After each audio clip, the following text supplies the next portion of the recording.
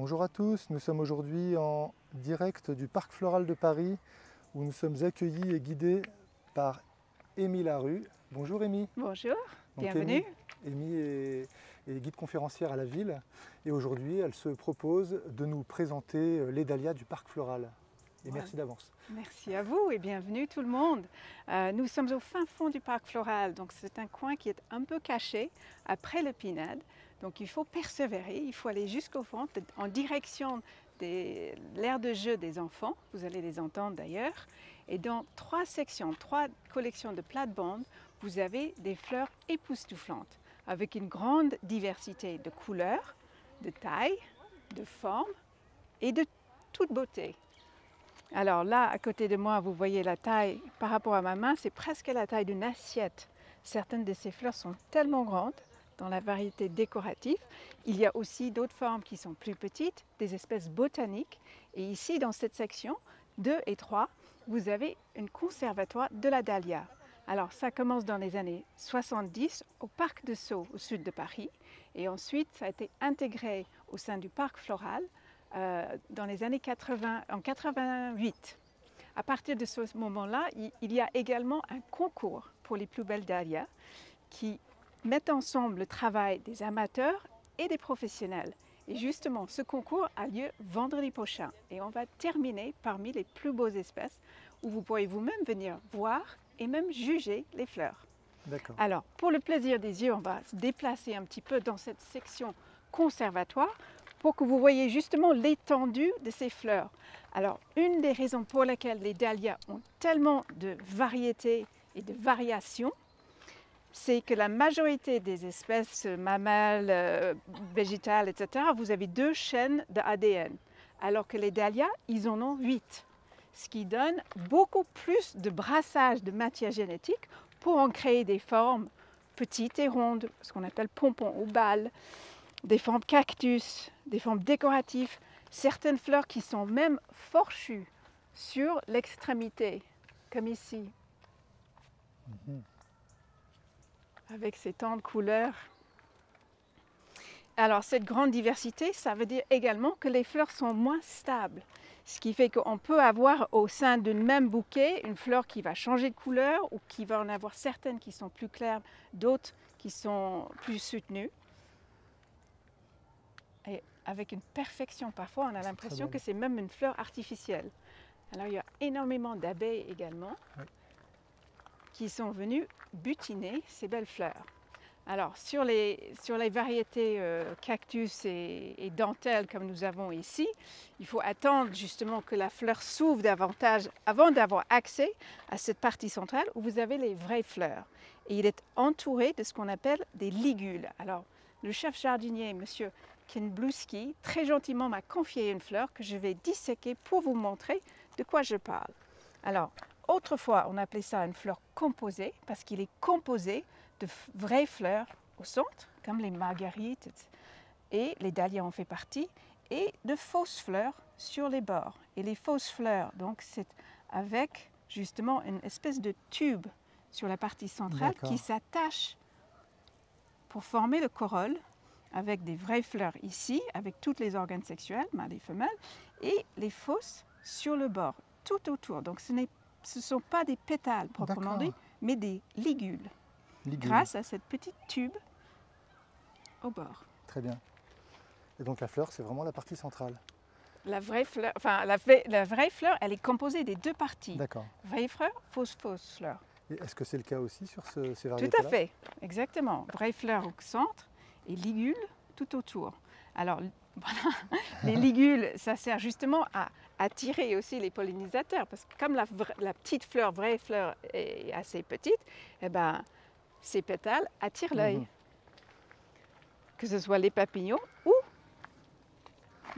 d'autres butineurs, même des chauves-souris ou des papillons. Alors, en termes de feuillage, parfois vous avez des couleurs très très foncées, comme vous voyez ici. Certaines qui sont plus disséquées. Vous voyez, la fleur, le feuillage, elle est beaucoup plus découpé. Oui. Alors que juste à côté, ce sont des feuilles vraiment entiers, avec juste un bord légèrement coupé. Alors, après la floraison, il y a la fabrication de graines qui vont être dans Vous voyez, là, la fleur, elle est complète. Là, la floraison est terminée, elle est fermée. Et ensuite, ça va sécher et ça va nous donner des graines qu'on peut semer au printemps prochain. Mais on ne sait pas ce que ça va donner. Il faut attendre de voir. Alors, si vous avez des questions pour Amy sur les dahlias, c'est le moment. Ah, n'hésitez pas. Il y a une grande variété de couleurs et de formes. Tout à fait. Alors, en partant d'une fleur simple, vous voyez, vous avez celle-ci avec une deuxième rangée de ligules qui sont différentes. Qui sont plus claires. Qui sont plus claires et plus petites. Oui. Mais les fleurs à l'extérieur sont très réguliers. Et puis après, on passe dans cette forme boule ou pompon. Boules sont un peu plus larges et pompons plus petits, où les ligules sont incurvées vers le centre. Donc ça donne des tubes un peu partout avec une couleur presque noire. Alors parmi toutes ces couleurs, les fuchsias, les rouges, blancs, roses, etc., vous ne verrez plus pas du tout de bleu, malheureusement. C'est des couleurs qui n'existent pas. Mais il y a aussi des variétés qui sont striées, comme vous voyez ici. Alors, en termes de nom, sur les étiquettes, quand vous venez voir, vous pouvez trouver le nom par lequel il est commercialisé, l'obtenteur, le pays d'origine et l'année. D'accord, donc Fancy, c'est le nom commercial, exactement. Alors, souvent, c'est nommé pour une personne, un lieu, ou par exemple Denise Audouard qui est là. Cette forme vraiment très jolie où le dessus est un rose pâle, mais le revers des pétales, il y a une autre couleur. Et là, le contraste entre, elle est presque nacrée et le cœur est bordeaux foncé.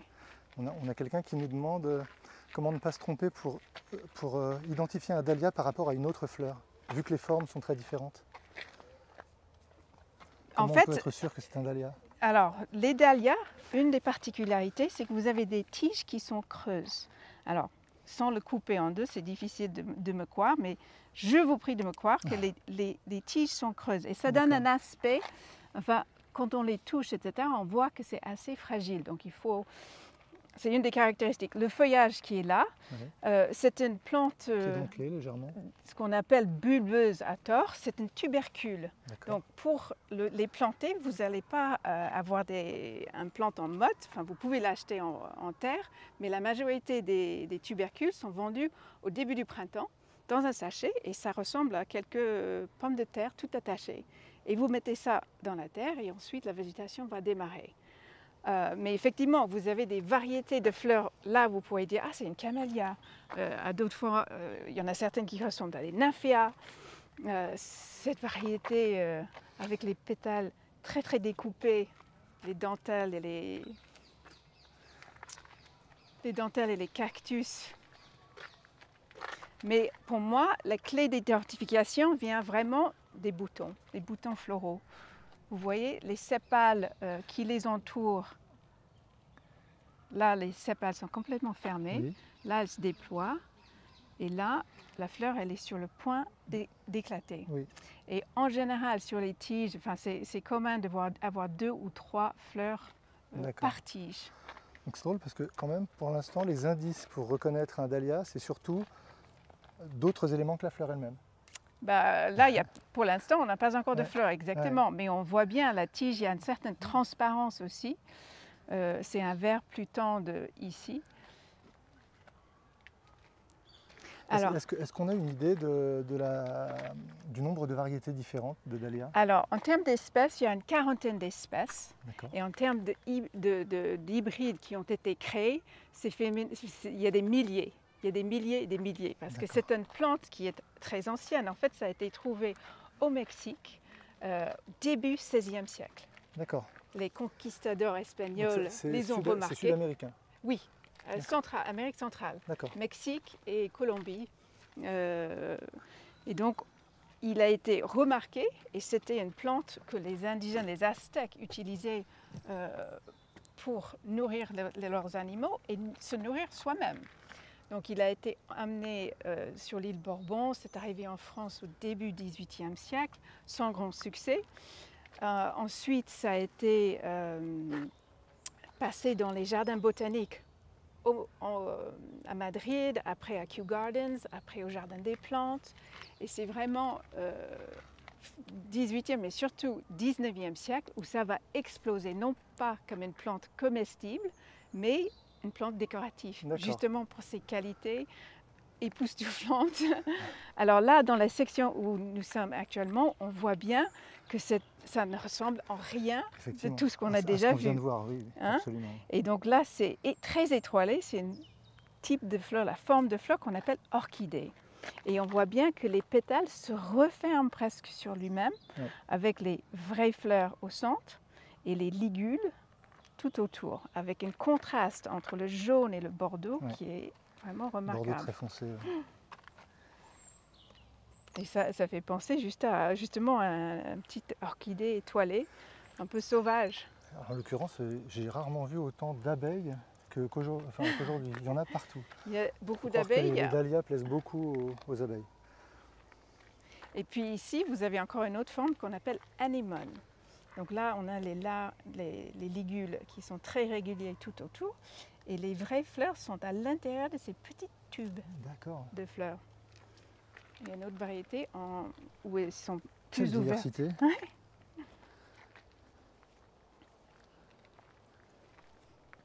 Alors, les cactus, c'est cette forme-là, les pétales, vous voyez, ils se replient en arrière et ils se terminent en pointe. Ça se vend très très bien, c'est très joli quand c'est marié avec d'autres fleurs, par exemple des fleurs un peu plus larges pour justement avoir un contraste avec ce feuillage. Tiens, Amy, on a une autre question. Oui. Il y a par ici le balcon qui nous demande, existe-t-il d'autres fleurs à ligules? Oui, certainement. Enfin, justement, tout ce qui est dans la famille des composés, toute la famille des marguerites. On regarde une marguerite, que c'est une fleur très simple, et en fait, c'est une fleur qui est très complexe parce que vous avez justement toute cette partie, vraie fleur minuscule, des centaines et des centaines regroupées au centre, avec des ligules autour. Et donc, les composés maintenant ont été rebaptisés astéracées. Donc, dans la famille des astères, qui sont également avec des ligules. C'est-à-dire que dans la marguerite, quand on effeuille une marguerite en disant « il m'aime un peu, beaucoup à la folie », on arrache un ou une ligule? Exactement. D'accord. Pas des pétales, des ligules. D'accord. La rose, il y a des pétales, parce qu'il n'y a pas du tout de partie sexuelle ou fausse fleur, c'est juste une pétale qui est là pour entourer les organes sexuels. Alors, certaines variétés, là, on dirait presque une angélique ou quelque chose comme ça. Hein. La tige, elle est large, elle n'est pas épaisse parce qu'elle est creuse. Donc les Aztèques s'en servaient pour faire de l'irrigation. Et je vais vous montrer une variété très très haut qui ressemble plus à un bambou tellement elle est grande. Alors regarde comme c'est décoratif. C'est très beau. Si vous avez l'occasion de venir au parc floral, c'est vraiment le moment. Ils vont être en terre jusqu'à fin octobre. Et à ce moment-là, on va déterrer toutes les tubercules. On va les sécher, les nettoyer avec des brosses, les étiqueter bien entendu parce que les tubercules se ressemblent tous, n'est-ce pas? Et ensuite, ils vont passer l'hiver au sec, à l'abri de la lumière et dans un endroit où, regardez, on n'a pas encore vu des boules comme ça. On dirait une fausse fleur. On dirait une fausse fleur, effectivement, c'est ce que j'allais dire. Mais avec cette dégradée de rose pâle et le jaune au centre. Alors j'espère que vous voyez bien que la qualité de l'image est suffisante. Et même prenez de profil, parce que comme ça vous pouvez le voir vraiment là. Alors ça ressemble, quand c'est en bouton, ça ressemble un petit peu à un chrysanthème. Exactement. Mais tout de suite ça change de forme et ça crée ces espèces de petites trompettes. Alors, un des inconvénients des tiges creuses, c'est que il faut pouvoir supporter le poids de la fleur en cas de vent ou pluie, par exemple. Ça va se remplir d'eau. Et du coup, ça risque de faire pencher certaines têtes. Bah oui, on a une question en direct. Bonjour madame. Bonjour madame. C'est vous qui cherchiez les dahlias tout à l'heure. Oui, je les ai trouvés. Je vous ai vu courir. Oui.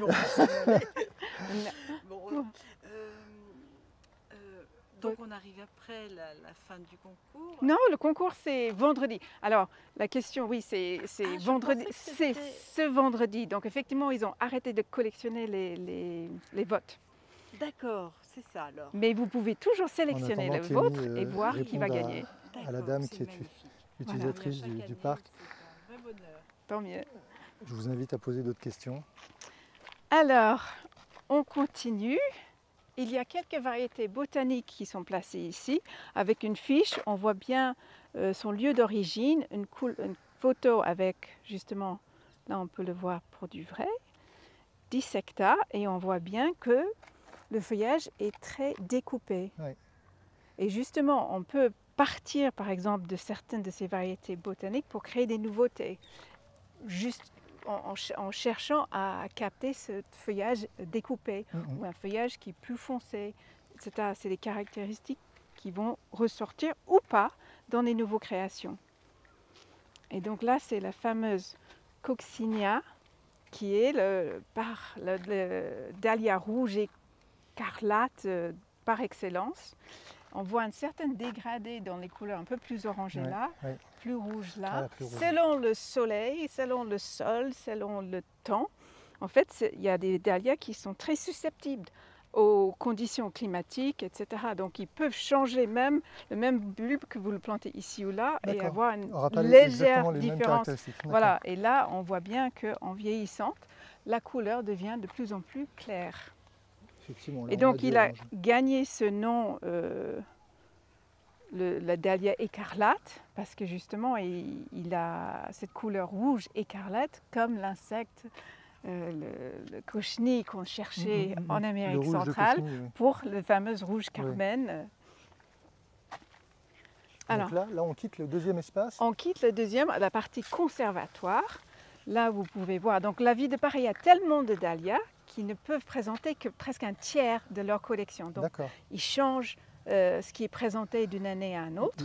Où sont conservés les... Ils sont conservés derrière maintenant. Il y a un pavillon dédié voilà, à la il y a plus de 200 pieds qui font partie de la collection de la ville de Paris. D'accord.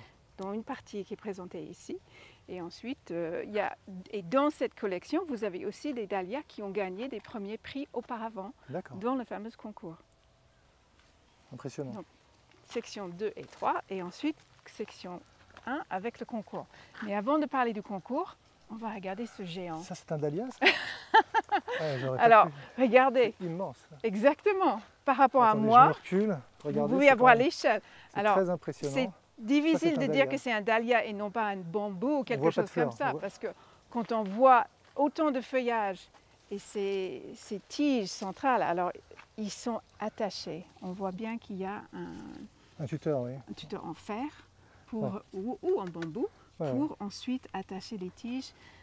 Il est mis en terre comme les autres au mois de mai, mais il va attendre le mois de novembre, décembre avant de fleurir. D'accord, il fleurit en décembre. Oui. Alors c'est le fameux Imperialis.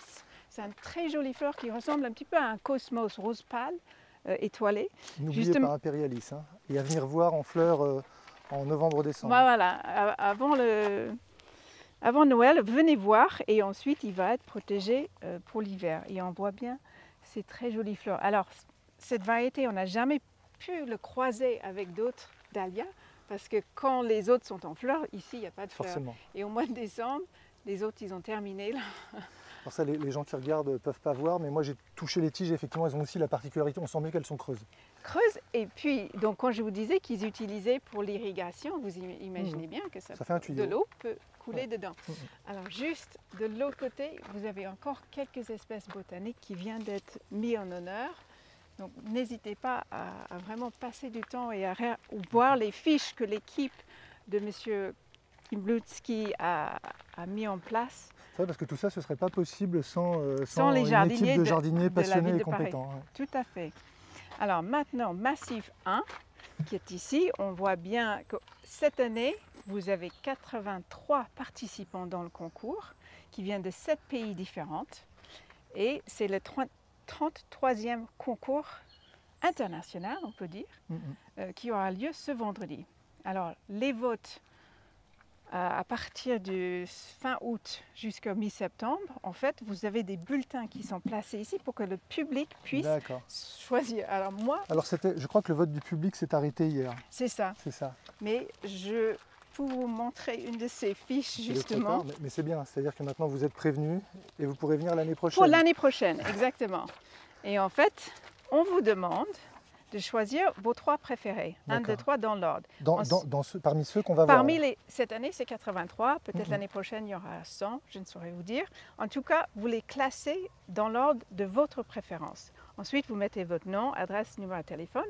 Non pas à des fins commerciales, mais en fait, si vous choisissez dans l'ordre le tiercé gagnant, D'accord. que les juges professionnels vous êtes dans une loterie pour être sélectionné à revenir et voter avec eux l'année D'accord, suivante. vous faites partie du jury officiel de l'année suivante. Exactement. Eh ben. Et vous recevez également 5 dahlias, 5 tubères D'accord. en reconnaissance d'avoir D'accord. participé. Donc, mettez votre nom et jugez. Alors, là, on voit l'étendue. Il y a une différence entre chaque pied. En fait, au pied de ces dahlias, on a planté des bidens. Donc, c'est ces petites fleurs blanches. Des bidens Biden, oui, comme le président américain D'accord, Biden. Et donc, pour le bonheur aussi des abeilles et les papillons. Et donc, ça marque la séparation entre D'accord. les dahlias, parce Pour qu'on les confonde qu'ils pas. aiment bien avoir de la place. Quand vous les mettez en terre, en général, on plante à 5-10 cm sous la terre, et ensuite la végétation va monter. Mais il leur faut à peu près un grand espacement entre les pieds pour avoir de l'air et de la lumière. D'accord. Et ici, donc, il n'y a pas de nom, il y a juste les numéros parce que c'est fait anonymement Eh entre les amateurs et les professionnels D'accord. venant de la Pologne, la Lituanie, D'où concours international. France, Ouais. Allemagne, Belgique, etc. Une petite interruption, j'ai une question à laquelle moi je suis bien incapable de répondre. Quelqu'un qui nous demande s'il existe des dahlias, des variétés avec un fort parfum. Très peu de parfums. Très peu. Il y a quelques variétés botaniques avec un parfum, mais la majorité, c'est pas... En fait, le parfum est là souvent pour compenser le manque de couleur sur une plante ou parce que c'est pollinisé la nuit. Alors ici, étant donné la quantité de couleurs, Oui, forcément ça ils attire. ne vont pas mettre de l'énergie dans un Bien parfum sûr, aussi. bien Mais il y a quelques variétés botaniques avec un léger parfum, mais ce n'est D'accord. pas l'atout d'un dahlia. On n'est pas... Attention, celui-ci aussi. Et pourtant, les abeilles se mettent dedans. Donc là, on voit bien cette façon, ce qu'on appelle anémone. Mais il y en a d'autres qui ressemblent à des camélias, d'autres à des nymphéas, d'autres à des scabieuses. Et ici, vous avez une fleur simple, mais il a ce côté fourchu de l'extrémité de ses pétales. Effectivement. Alors malheureusement, il n'y en a pas beaucoup qui sont montés. Alors pour le 32, ça ne s'annonce pas très bien. Après, Alors, j'imagine qu'il y a aussi des variétés naines. Il y a effectivement des variétés plus petites et d'autres qui dépassent largement. Alors, on met en place ce système de tuteur avec pas un grillage parce qu'il y a des soupes, comment on dit ça en français? Un filet? Filet, merci. Et donc, les tiges peuvent passer à travers et ça aide à les soutenir parce qu'à partir de 40 cm, en fait, il y a une prise de vent non négligeable. Alors que vous avez aussi d'autres variétés qui sont parfaits pour les bordures. En fait, selon la hauteur de votre dahlia, soit vous le mettez au fond d'une plate-bande, soit vous le mettez vraiment en bordure, comme on voit ici. Et là, encore des camailleux saumonés rouge-rose, avec un très joli contraste de bordeaux sur le feuillage. Alors, qu'est-ce que les juges ils vont chercher quand ils regardent? Déjà, l'intégralité. Moi, la première question que je me demande, c'est est-ce que je veux l'avoir chez moi? La réponse est oui, je voudrais l'avoir chez moi. Après, on va regarder de près la régularité des pétales, la disposition. Est-ce qu'ils sont tous de la même taille? Ensuite, la production de fleurs, la résistance aux maladies est aussi très important. Et ici, c'est compliqué d'évaluer la résistance aux maladies sur une période de plantation aussi courte? Oui et non, parce qu'on voit bien s'il y a des maladies, si c'est susceptible. Alors, qu'est-ce qu'il y a comme maladie pour les dahlias? Ça peut être des parasites comme des pucerons. On peut également avoir des problèmes cryptogénaires avec des moisissures, de l'odium, des choses comme ça. Mais si vous respectez donc un terrain assez drainant mais riche, avec assez d'espacement et de soleil, c'est ce que le dahlia vous demande. S'ils sont serrés, s'il n'a pas assez de lumière, vous risquez d'avoir plus de problèmes de maladies.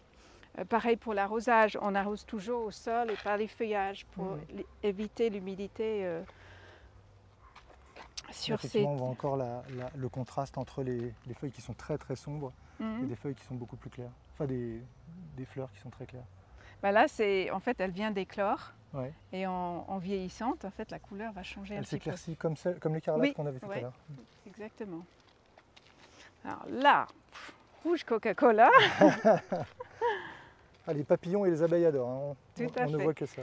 Et puis ici, on voit justement ce côté irrégulier, avec quelques pétales, quelques ligules, excusez-moi, qui sont non pas striées, mais rouges. C'est impressionnant ça. Il y a des rayures, je n'ai pas vu ça. Mais j'en ai une autre un peu plus loin où c'est carrément tutti frutti. Est-ce qu'il y a d'autres questions de notre Pour l'instant non, on a des gens qui nous rejoignent. Donc n'hésitez pas. Hein. Alors regardez celle-ci, on a l'impression que quelqu'un est venu avec un pinceau. Ah oui. Parce qu'ils sont vraiment très variés. Et même là, elle est bien curvée. Là, le bord, elle est un peu découpée. Celle-ci.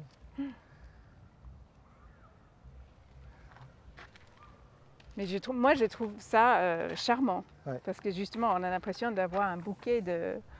Oui, en plus, sur le même pied, on n'a pas exactement les mêmes proportions de couleurs. Ah oui, c'est très, très varié. Alors, ces variétés, comme je vous disais, ce sont des nouveautés. Donc c'est quelque chose qui n'a pas encore été commercialisé ou depuis très très peu. Ou on a aussi la possibilité d'aller chercher dans des variétés très anciennes qui ont plus de 25 ans de commercialisation pour essayer de faire revenir des variétés anciennes. Parce qu'on a commencé à parler justement de l'amour pour cette plante qui était amenée en Europe en tant que source de nourriture, mais finalement le goût insipide les a laissés dans le potager et c'est le côté décoratif qui a envahi nos jardins. Et au 19e siècle, dans les années 1830-1840, justement, c'est cette variété pompon ou balle qui a été créée. Et ensuite, la Société nationale des dahlias en Angleterre, en France, etc., des associations pour la conservation et la promotion de ces plantes. Ce qui est toujours le cas aujourd'hui parce que c'est vraiment quelque chose qui moi, m'enchante. Alors derrière, regardez la hauteur, ça alors, dépasse. on est à plus de 2 mètres, oui. Une incroyable variété de couleurs. Alors la ville de Paris met bien entendu des dahlias dans leur plate-bande, dans les différents jardins. Ils sont produits à Rungis, au sud de Paris. Au centre de production horticole. Exactement. Et on peut reproduire des dahlias donc soit par des graines, en partant des graines qu'on va sécher, semer et voir ce qui sort. Mais la plus fréquente, c'est justement avec une multiplication avec les tubercules, où on va découper des morceaux et repartir de la plante mère pour avoir une partie de la racine. Voilà, du tubercule pour avoir quelque chose de fixe, de sûr. Alors que dans les graines, comme la fécondation, peut-être c'est un abeille qui a visité cette fleur, qui va créer des graines ici, on ne sait pas ce que ça va donner. Mais pour les obtenteurs, c'est justement comme ça qu'ils vont créer des nouvelles variétés. C'est avec des croisements, dans des conditions très particulières, en protégeant la fleur pour ne pas avoir une pollination croisée. Oui, pour garder les caractéristiques qu'on recherche. Exactement, venant de la plante mère et père. Là aussi, regardez. Ça, c'est Dahlia Septembre à Paris. C'est une création de Monsieur Turc, donc qui n'est pas dans le concours. Et quelques variétés encore dans la compétition. J'ai une question pendant qu'on se déplace. Oui. C'est une question qui relève plus du jardinage. C'est si un dahlia ne fleurit pas, quel type d'engrais est-ce qu'on peut lui apporter? Alors, engrais naturel, surtout. Oui, c'est un sol riche mais pas lourd, ça pousse dans des régions montagneuses à 2000 mètres. Donc c'est un sol, un terrain normal.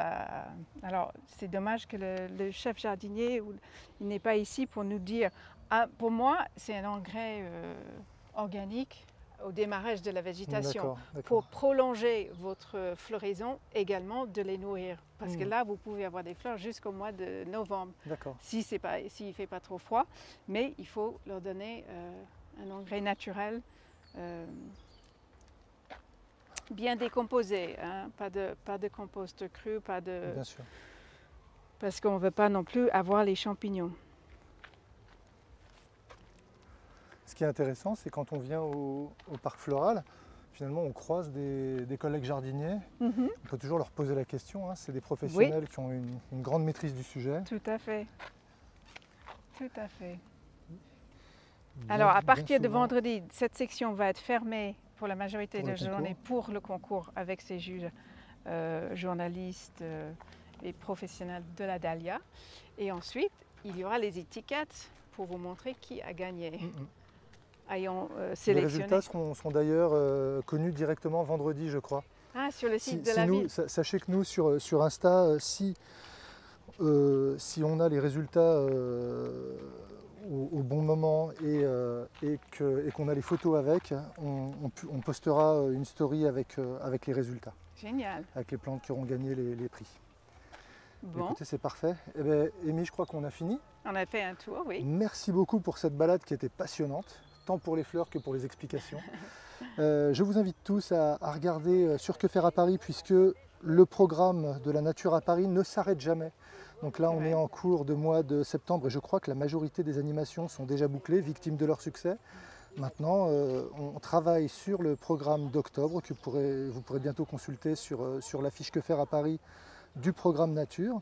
Je vous souhaite une très bonne semaine à tous et je vous invite à regarder cette vidéo et les autres sur notre chaîne YouTube Paris Nature. Au revoir. Merci, au revoir.